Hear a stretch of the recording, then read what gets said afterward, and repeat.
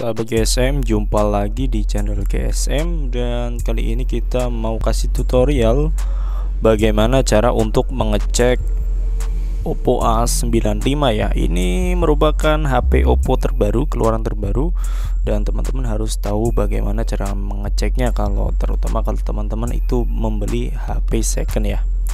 Oke, langsung saja. Sebentar saya ambil chargernya terlebih dahulu ya. Jadi biar teman-teman tahu untuk chargernya yang ori bagaimana, terutama kalau teman-teman beli batangan ataupun ada dusnya, dia bilang ori tapi ternyata dikasih charger seperti ini. Nah, ini bukan orinya ya. Nanti kita kasih untuk charger orinya seperti apa. Sebentar ya.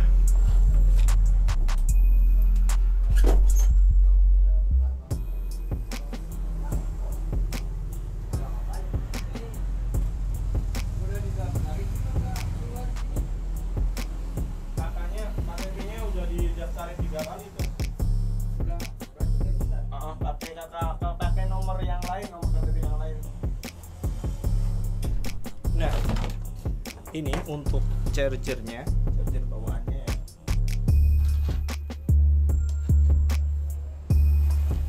Ini untuk charger bawaannya seperti ini.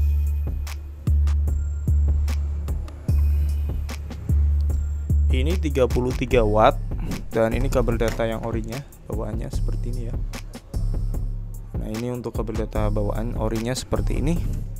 Jadi kalau teman-teman beli dikasih yang charger model seperti ini ya, harganya tentunya bisa dikurangin ya, apalagi kalau dia bilang ori, nah ternyata bukan ori.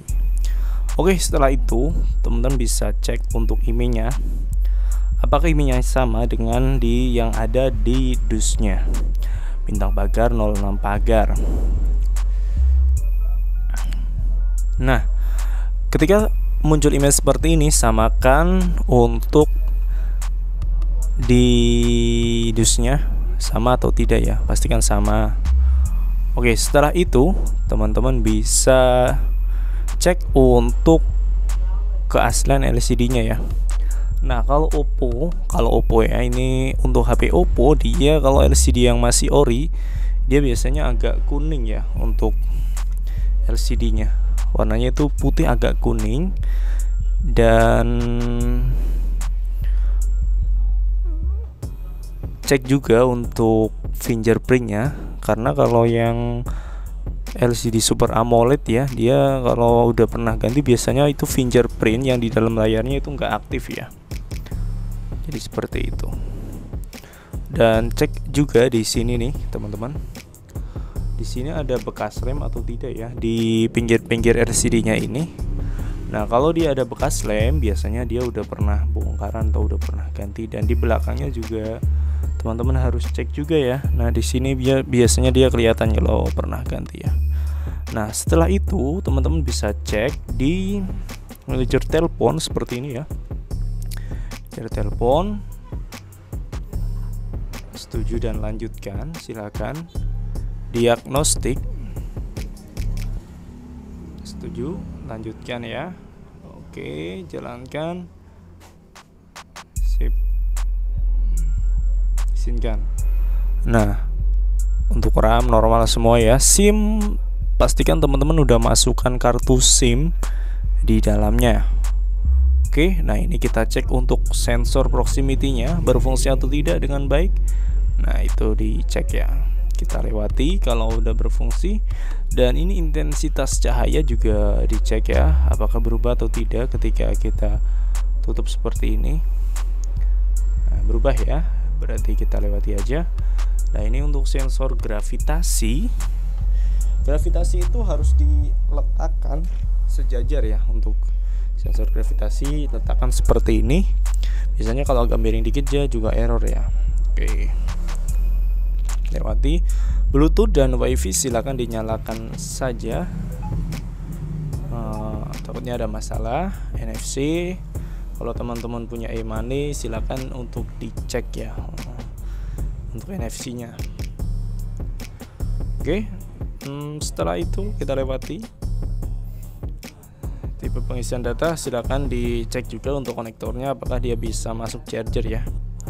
Nah, ini untuk tombolnya, kita cek tombolnya dengan baik. Oh, masih berfungsi dengan baik. Dan untuk ini teman-teman di tap aja sedetail mungkin ya. Kalau dia gini kok masih 0, nah itu berarti dia error ya. Jadi nggak berubah. Nah, kita cek apakah di sini ada white spot di LCD-nya. Oke. Ternyata nggak ada ya, tidak ada ya.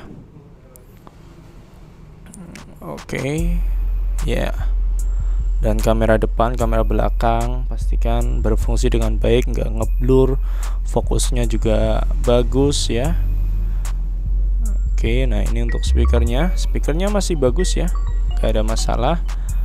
Dan ini untuk speaker teleponnya, nah masih bunyi juga ya untuk speaker teleponnya.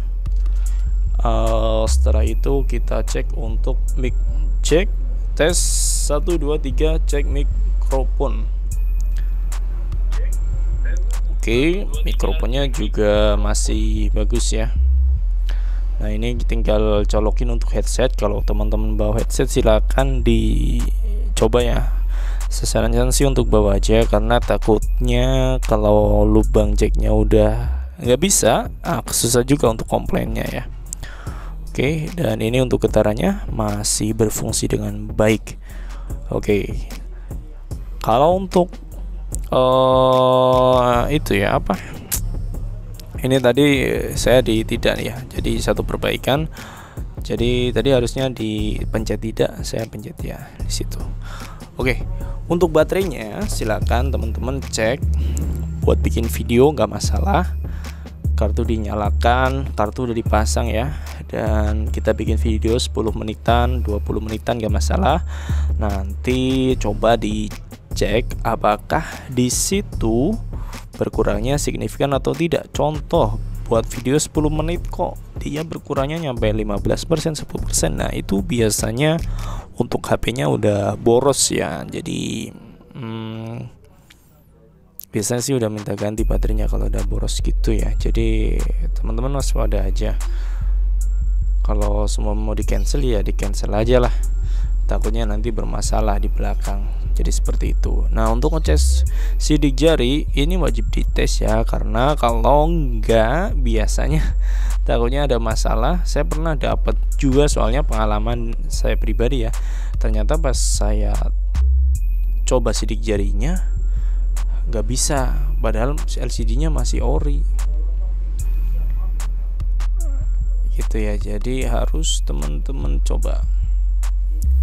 Jadi dia dicoba bisa, cuma berapa persen, 12% dia terus nggak mau detect ya. Jadi begitu. Nah, pastikan di sini nanti bisa ya untuk sidik jarinya, nggak apa-apa, dicoba aja untuk polanya. SIM-nya dipasang semua juga, takutnya nanti ada masalah. Soalnya kan apalagi kalau COD di pinggir jalan kan ya agak rawan juga ya. Jadi kita nggak tahu dia rumahnya di mana. Nah, itu yang bikin repot sih. Tuh. Nah, untuk wajah sih silakan bisa langsung didaftarin juga. Nah, ini untuk mengecek semua komponennya ya. Nah, setelah itu kita cek apakah untuk oke ya, si jarinya berfungsi dengan baik. Jadi mungkin itu aja ya yang bisa saya bagikan. Semoga bermanfaat bagi teman-teman yang mencari HP second. Saya doakan dapat HP second yang bagus dan bisa dipakai dalam jangka waktu panjang. Sekian dan sampai jumpa di video selanjutnya.